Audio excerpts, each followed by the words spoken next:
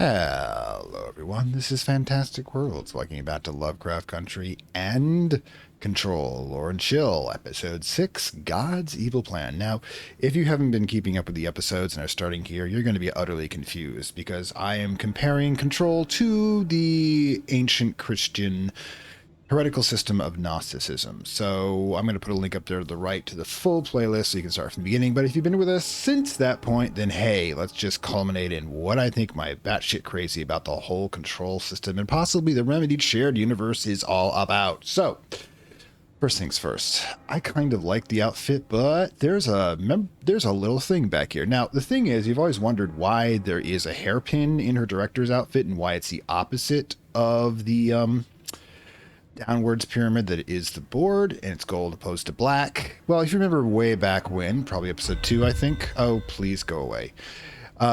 Episode 2, I think, the pyramid is the symbol of ascension, it being our approaching the divine, and of course being a very steep path. Inverting it, by the way, means that the higher power is oppressing us, which is why the inverted pyramid belongs to the board, aka the Watchers, and their oppression of humanity. But Jessie doesn't have the symbol of the board, she has a symbol of ascension.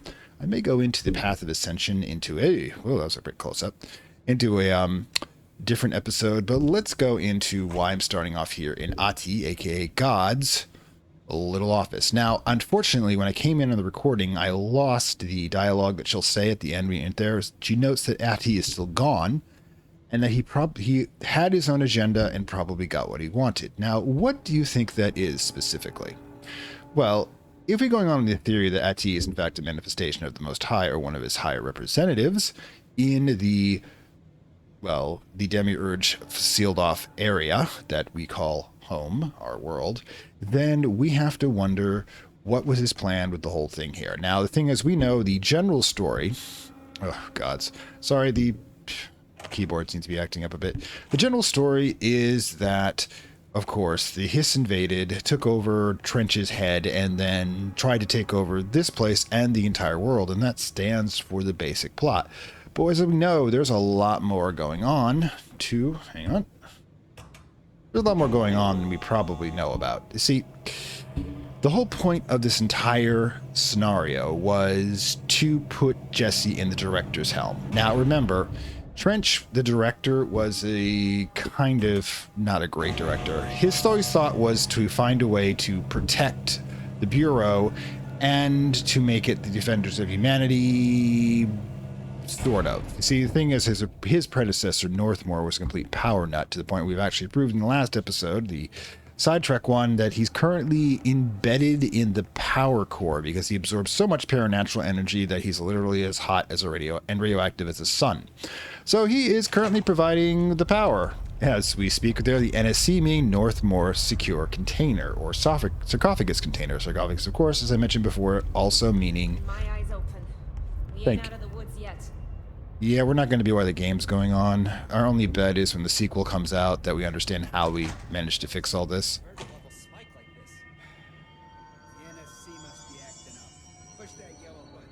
What's it do? Calms it down. Oh, fuck me. What does that do to Northmore? I think it's awesome. Anyways, it shocks Northmore, doesn't it? Anyways, so, the basic plot, of course, is that the Hiss got in, and we are brought in to do so. Now, here's the thing about that. We've gone over what Polaris is, a specific aeon designed to contain or destroy the Hiss in order to be able to destroy it on behalf of the Most High. In the original dimension that Jessie and her brother Dylan entered into, the two essentially had been neutralized, with the Hiss being contained within the void by Polaris. But unfortunately, when they opened up the gateway and ended up in the FBC's hand, the Hiss managed to get a small fragment into Director Trench's head. And then that went about the process of converting him to the point where he would open up the door for the rest of it to enter into the Bureau, where they would take over the Demiurge, because like I stated before, the Demiurge is weaker than normal reality because of the Demiurge. I'm going to have to move. Those guys just won't stop shouting in the back. The Demiurge is weaker because essentially the board, aka the Watchers, are blocking off part of the divine,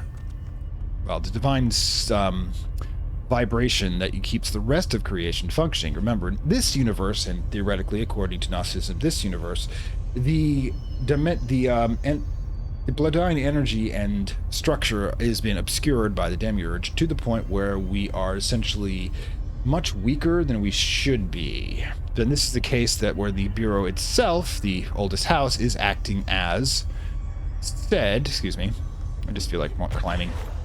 Make it up here? No? Okay, cool. Guess I'll do it from here. Oh, I forgot about my special ability. Nice. So yeah, is acting as a barrier. So this considers this to be an infection of opportunity in the fact that the ability for the hiss to enter and infect a compromised section of creation will allow it to continue to spread. The hiss, of course, being a group mind, that more minds it absorbs. Excuse me. More mind it absorbs, the more powerful the processing power of the hive mind, and the better it is. Now, the hiss itself is actually a remnant of a much earlier device by a highly advanced species of a previous age to try to preserve their minds within it. The problem is that they programmed it to preserve their minds, but eventually the media degraded to the point where the only thing that the hiss construct remembered was to try to preserve the people in it. So it absorbed minds to increase processing power, but each mind would degrade until it became nothing more than a continuous cycle of trying to absorb more things, essentially becoming... Well, someone mentioned the mold is, by my definition, the nanomachines that are moving into it, is essentially the gray goo of nanite nightmare. In other words, a self-replicating set of nanites, in this case mold nanites, that continue to try to devour the world. In this case, however, this is a psychic nanite gray goo effect. So, you have the hiss. Now, the hiss, of course, was ejected from creation when the last age collapsed and was hovering into the void. So, therefore... problem with the moment was contained, and the Most High, of course, probably wanted it back, but doesn't seem to put a high priority on it for some reason. Now, he set Polaris in order to contain it at the edge of the void, and that was that, right? I mean, everything's fine. So why did everything become not fine? Why does Jesse and Dylan suddenly find a strange slide projector located within a dump site in Ordinary that would start this whole process continuing? Don't mind me, I'm just kind of doing some exercising here. So, yeah, where did this slide come from? Why was it there? I mean, there have seen a theory that there is a person out there called Brian Blessing, who is currently creating altered items in an attempt to do something. He's the one who possibly created the jukebox that creates that dimension that drives me slowly batshit as I try to find that actual lore items within it. I know, I missed it by like a minute or so last time. I'll probably run through it again at some point. But yeah, it was making altered items out there for a specific purpose, because the board refers to any altered item or object of power as having a blessing. It itself is referring to the fact that it is what's giving... Oh, hang on, I'll be with you in a moment. Okay, with that out of the way.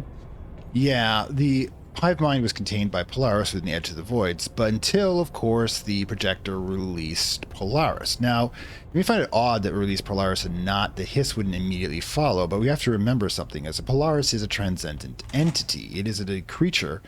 actually, this is the other direction I wanted to go in. It is a creature in which can exist simultaneously through different points in reality. So therefore it can be both within Jesse's mind, within that dimension holding the hiss, within Hadron, and within whatever else containers it has. It just requires a vessel.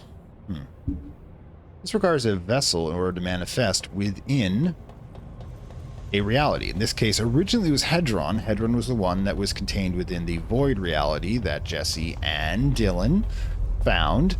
And when it was brought into this reality, it had to be kept in a containment chamber because its reality, the reality it was built for, did not exist in our reality. Remember, we have determined that if there is, in fact, no... That's going to be on 3 here. If there is, in fact, no ability for the... I don't know where this is going, but we'll go this. No reality. The quarry, control room. Let's go this way. If there's no... if the reality that an entity exists at is cut off from, when the slide projector was closed, for example, with the mother entities, then they disappear because they no longer exist within that physical reality. I mean, they're no longer, the rules for the physical reality that they exist in no longer apply. The portal keeps it open so that both realities are overlapping. This is actually something that occurs in the Tokyo version of Secret World I'll go over as well, where you can have both the creatures that are come from the dreamer's dimension and ours overlapping because there's a hole and both realities are leaking into each other. But in this case, Polaris we might get into a fight here. Polaris requires to have a physical vessel in order to be able to survive within a reality, because we, as Jesse's vessel or Hedron, give it a physical... Oh, what the heck? Can't let me in here? Alright, there we go. Because... I didn't even realize I had a shortcut here. Huh. Well, we've gone in a complete circle, people. Well, you know, hey, most of life is like that. If I go through here, I'll get through ambushed, I'm sure of it. Hang on. No? I guess the hiss is taking a nap. It's difficult being a transcendent viral resonance. But yeah, the thing is that when the physical... Because Jesse is of this dimension, Jesse gives Polaris a vessel that corresponds to the rules of reality, rules of the reality that she is born from. Now, Hedron did so for the Void Universe. Hedron had to be in a containment chamber which simulate the same conditions as the Void Universe to stay alive. Now, what's happened, of course, is that since there's now a full vessel here, now Polaris can, so long as Jesse or any other being that's connected to Polaris, which there are several now, you'll have to go through that in a moment, can give Polaris the ability to exist within the reality that is created. So kind of gone in a verbal circle there, but it all does actually come back to something.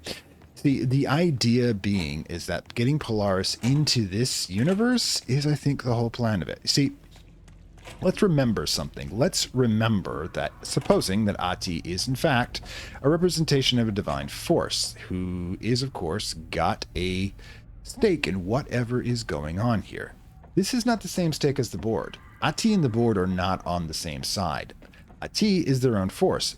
Existed within the house, apparently for as long as the Bureau understands that, but they're not of the house. They're not bound to the house. They can move in and out of any dimension that we've seen so far, and they have the capacity... Eesh, I'm not going back in there. They have the capacity to enter even into the Hiss hive mind without the ability to suffer for it. We're actually checked over there. If I die, I die. Oh, cool. I think this is it. Yes. All right, don't break this bridge, Jesse. That could be bad. That could be very bad, in fact. All right, so yeah, probably nothing on this side either, but you know, we're just checking. Never actually double-checked all of these bridges. Nothing in that direction. Wait, there... I don't know if I have the courage to get up there. If I die, I guess, but I don't want to die. I hate dying. It's very depressing. Yeah, I can't even get the height for that, so no. I do like the fact I now have much more controlled landings. But, let's see if we can get over there.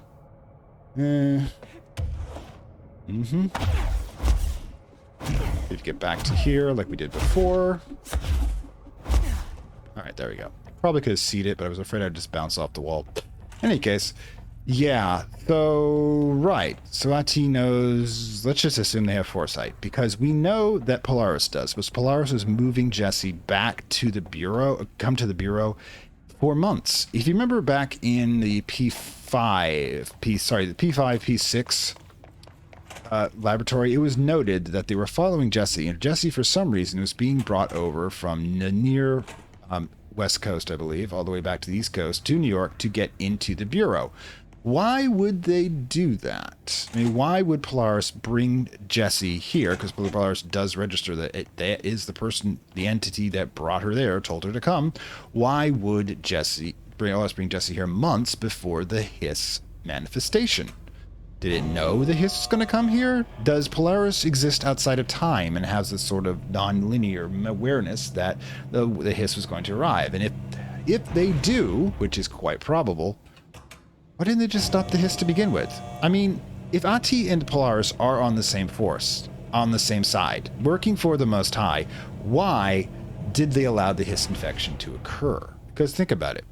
Trench was the only one infected for months. All Ahti has to do is essentially stop that. Ahti could just kill Trench, but I think that's way out of his purview. But he could have manipulated things so that Trench was contained like Northmore would. Two reasons. One, like the respect. Two reasons. One, the only alternative at the time to if you eliminated Trench, since Jesse wasn't available, would have been Dylan to be the director. Does anybody out there think that Dylan's a good idea for the director right now? I mean, think about it. He was already showing signs of psychopathy due to the fact that his upbringing was, catastrophically horrible. Excuse me, double checking a couple of settings since a window probably pop up.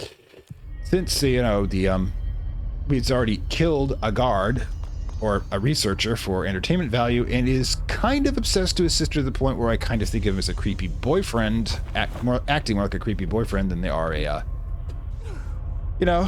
strange brother. I mean, she's like wanting to get her brother back, and I can respect that. But Jesse, I gotta talk to you, girl. You just need to let him go. He's not coming back. You're probably better off if he remains comatose for the rest of his life.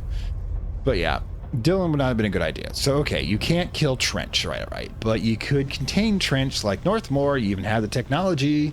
Just seal him up in some acoustic barrier or something like that, and all you have to do is drop the right hint to a certain doctor, shall we say. The head of research, the one who was already being affected by Polaris through Hadron. God, why am I blanking on his name? I can actually find that pretty quick. Yeah, alright. No, collectibles and tightline. Right. Board, the hiss. Coming sword. Wow. You didn't even show up in your own thing? I'm very depressed about that. I was actually showing that he would come. The good doctor. It'll come to me. Oh, wait. I will have the multimedia. The multimedia! That will do it. Right. What am I doing? Sorry. There we go. Okay, yeah. Don't interview Darling. Dr. Darling. Okay. Dr. Darling was already being affected by Polaris. We know that from all of his statements. It's even the fact that that's one of the reasons that grew the previous director into paranoia, who, by the way, is voiced by the same person as Max Payne. Anyways, yeah, they have like this two people, like the person does Max Payne, the person does Alan Wake. Because if you're not familiar with it, Darling is played by the same actor as Alan Wake, not the voice actor. That's his real voice. I've seen an interview with him, but the physical actor that plays the, shall we say, the disgruntled, dimensionally powerful. Oh, here we go again. Anyway, so yeah, what exactly was the deal with Darling? Darling was being affected by Hadron. Hadron, of course, being the previous vessel for... Come on. We even have the button here? Hadron being the previous vessel for Polaris. So, Polaris, remember, is just Jesse's name for the entity based on what she perceives its reality to be, what it's designed for. It is designed to orientate things, to put things in their proper place. In other words, to be the janitor.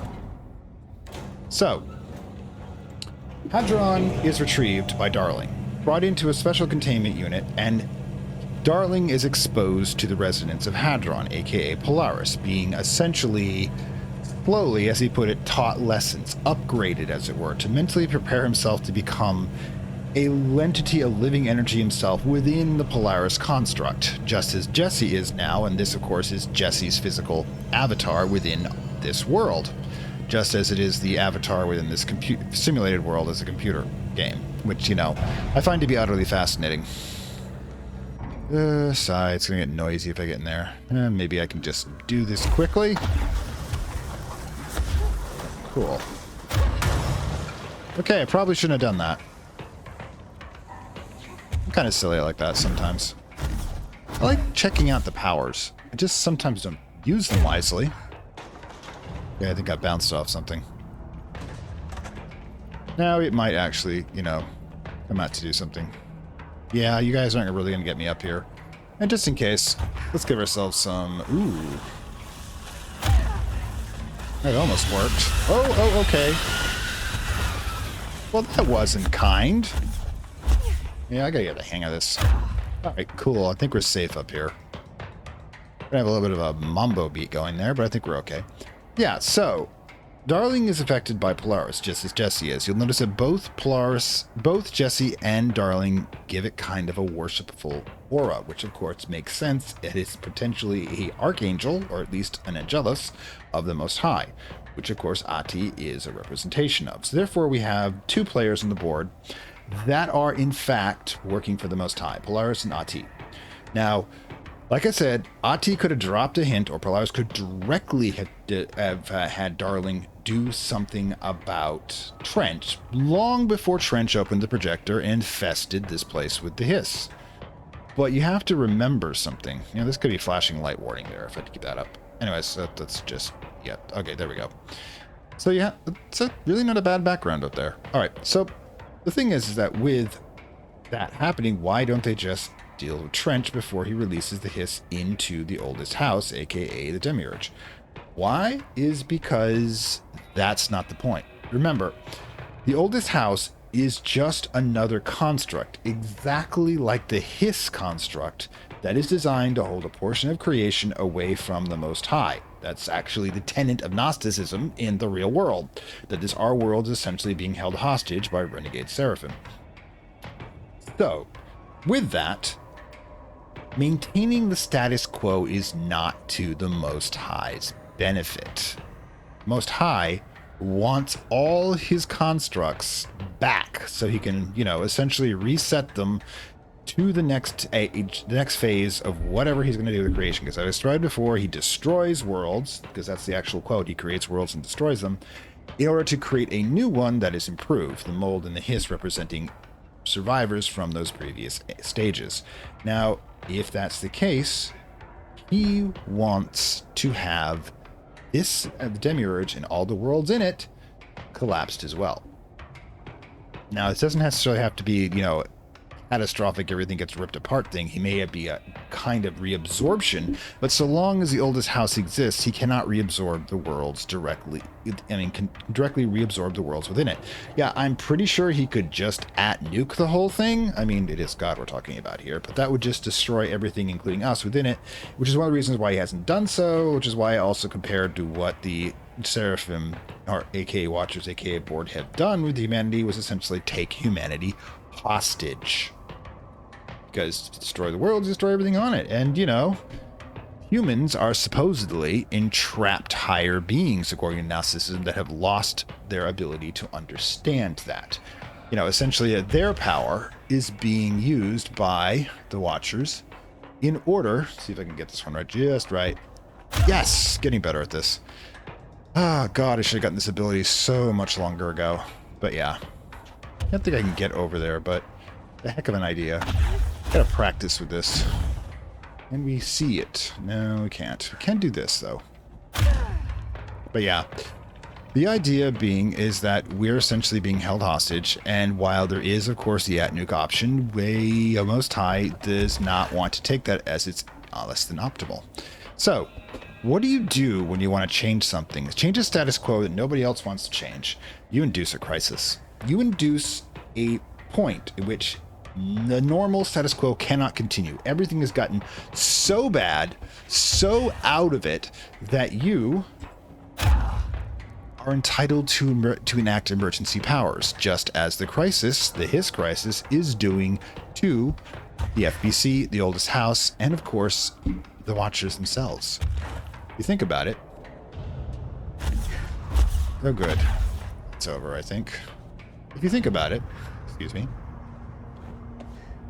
the board itself was infected by the hiss and therefore probably degraded to some bit, but strangely, none of Jessie's powers were deactivated. Because remember, the board is supposedly what empowers the weapons and items that Jessie has bound to her.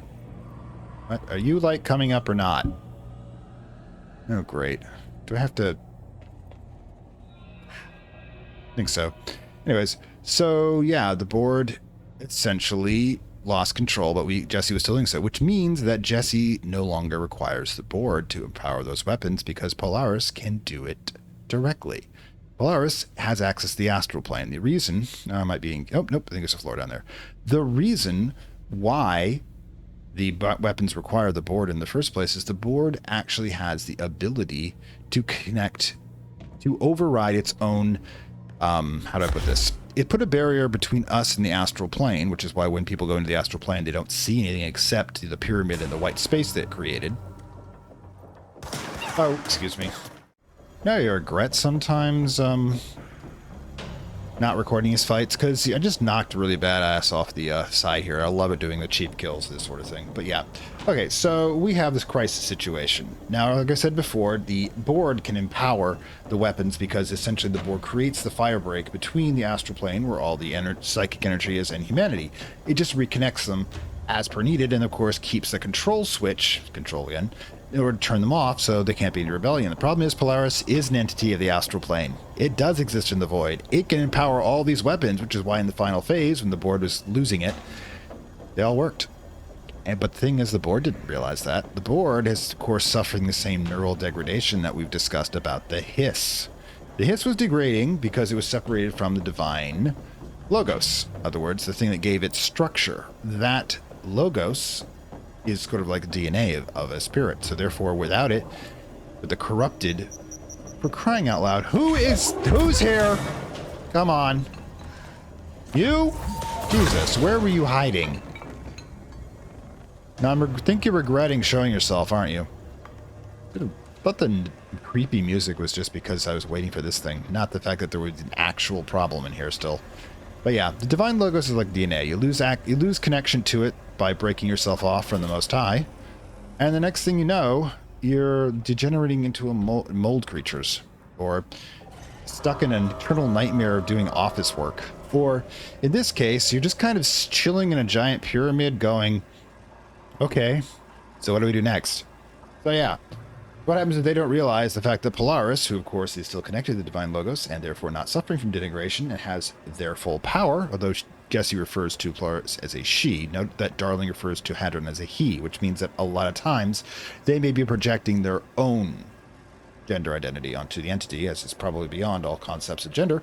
So yeah, both of them, what they do is Polaris can empower Jessie and her weapons. Jessie, of course, is a powerful vessel. We already know she's partially telekinetic before she even had the weapon, due to the fact in episode 1 I could open boxes telekinetically, and she's just become enhanced. Now we're actually...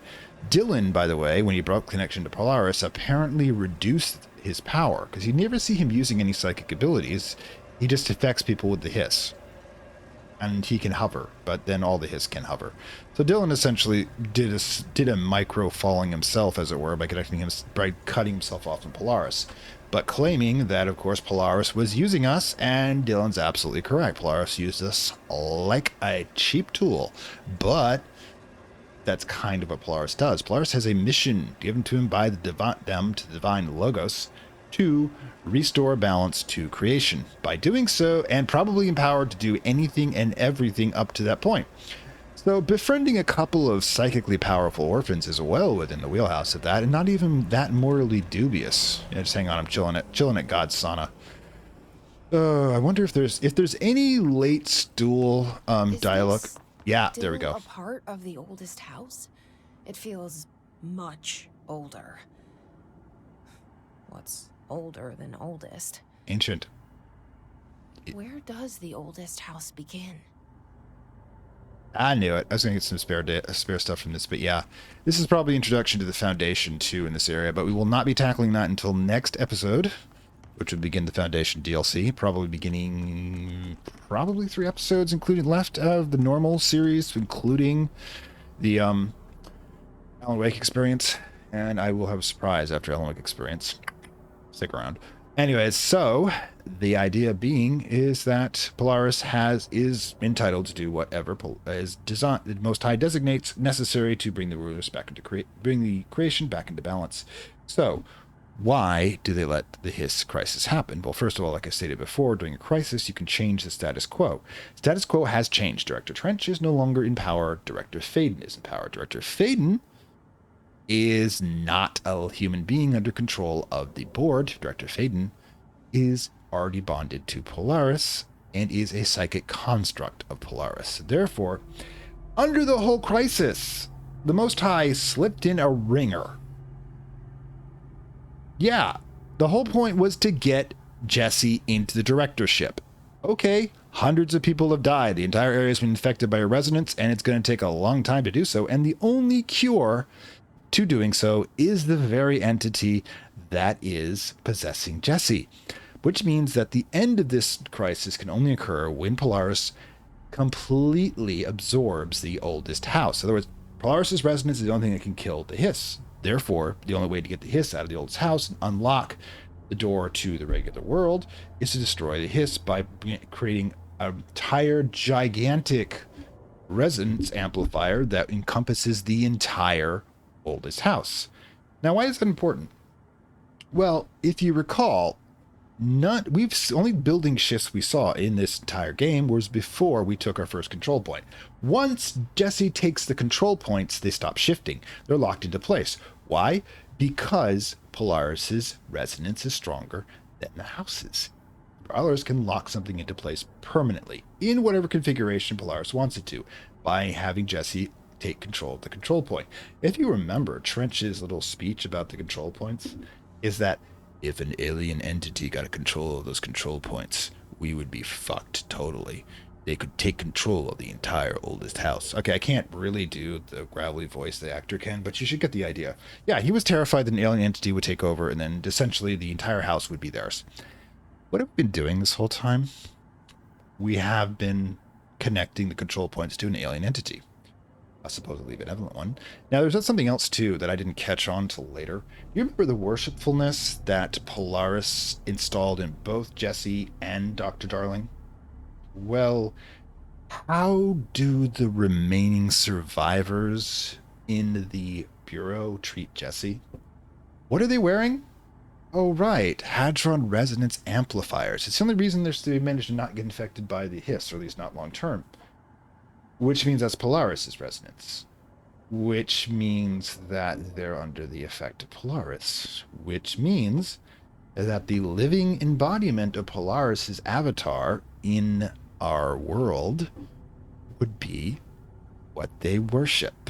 Because I was going over some of the stuff when I go to Trench, and he was not worshipped. The original idea, I thought, the reason why the Bureau was giving so much respect and willing to be led by Jesse despite just having met her was that the service weapon did that. The service weapon is what identifies the director, so that therefore all the bureaus are bound to it. You, of course, remember that anybody in the bureau is suffering from resonance with the Watchers, and thus, of course, becoming the sociopathic monsters we know and love in a bureaucratic setting, kind of like how this flickering effect is going here with Jesse. So, yeah, I thought that was the case, but it's not. Because according to that, that would mean that Trench would never have betrayed Northmore, right? Because he would have worshipped it for having the service weapon. And Darling wouldn't have gotten into a spat. And Trench would not feel like, the memos about Trench acting oddly would not occur. Because he had the service weapon, therefore they should have worshipped him, right? Except that's not the case. They don't worship him because of the service weapon. They're worshiping Jesse because Jesse is kind of their Jesus, if you really want to think about it that way. The living embodiment of the divine force that they have in fact attuned to. So therefore, the Bureau is now working for Polaris, who's working for the Most High. In order to get the doors open again, the entire oldest house will have to be bathed in Polaris's energy, giving Polaris, and by proxy to the Most High, complete control. There is no situation in which the board wins. If the board allows the hiss to destroy the oldest house, then the barrier between it and the rest of creation and the Most High disappears. If they allow Polaris to take over the entire construct, then it then belongs to the Most High, who will then probably begin a careful deconstruction in order to bring it back into the normal reality, or into a controlled collapse in which it would be part of the next stage of reality. So, they won. Ahti's won. Doesn't matter what happens from this point. Doesn't matter how many backflips, how many twists and turns the board puts everyone through. There is no end scenario in which he wins. House always wins, but in this case, it's not their house that's winning. It's the big house. It's creation itself. Because I used to say that Gnostic horror, by the way, was the true cosmic horror. Now, the easiest way to lead that restatement is the fact that things like the Watchers, Silklaw, the monsters that are produced by the degradation of the divine logos within this universe, the madness that comes from the knowing of the ultimate futility of and non-existence of humanity within an illusion. But it's not really. See, you don't worry about the monsters. You worry about what the monsters worry about. And what are they all hiding from? What did the mold construct do? What did the people who created the hiss do? What is the Watchers doing? They're all hiding from the Most High. They are hiding from the Creator. They are hiding from the most powerful, ruthless entity that is. If you want a true cosmic horror, if you want to know the most dangerous and terrifying entity in all of Gnosticism, it is the Most High. It is God. Because God is not human-centric. God wants creation back into balance. Might be taking the long road to make it less traumatic for everyone, but they're not taking no for an answer. Reality as we know it in this construct is a complete illusion that we have to be woken up from, Matrix style. In fact, the Matrix is, of course, based on Gnosticism. At least the first one was. I'm not talking about any others. I almost don't want to see the fourth one. But yeah, he wants to wake us up to what reality is and bring us back into the fold, whether we want to or not. It doesn't matter what we think. It doesn't matter how many people lose a mortal life, because what's a mortal life? You're still a soul. Doesn't matter if you're alive or dead. It'll still collect you. So if you want the true cosmic horror, the true monster under the bed, the true feeling of ultimate futility, I give to you the tyrant of the creator of the universe. Because no matter what you do, they're going to win. They're going to be the one who shuts it down. Not some gigantic tentacle. Oh, shut up! You're breaking my drama. Not some giant tentacle or monster located beneath the Pacific Ocean, but the large hand descending from the sky. Archangels in attendance. Now, the only thing you can do, like it says in the pre-Gnosticism, pre-Kabbalistic stuff I do so, is get on their side. So, if you're got anything that you want to finish off wise before the end of the universe, better get to it. You don't want to face the apocalypse of the bad karmic slate. Anyways, this is Fantastic Worlds.